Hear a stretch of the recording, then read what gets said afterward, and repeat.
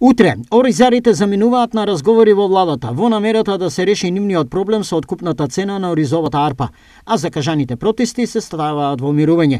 Изјави членот на иницијативниот одбор Здравко Арсов. Ние утре имаме некои разговори со министерот, со министерството и утре сите новинари ќе бидат обавестени кои ќе биде исходот.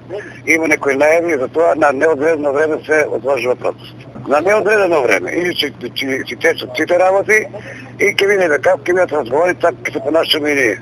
Утрешната средба е досега најсериозен напор, а можеби најизгледен, бидејќи конечно втората страна, Министерството за земјоделство, прифати разговор кој може да биде со добар исход. Пред заминувањето во Скопје, оризопроизводителите остануваат категорични дека нивниот став во однос на цените нема да биде променет и дека нема да отстапат ниту милиметар.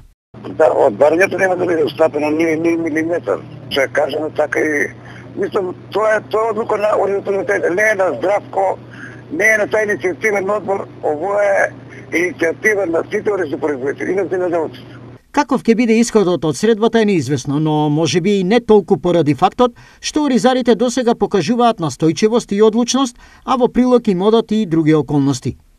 Нивното барање е 25 денари за килограм арпа, која во моментов се откупува за од 15 до 17 денари.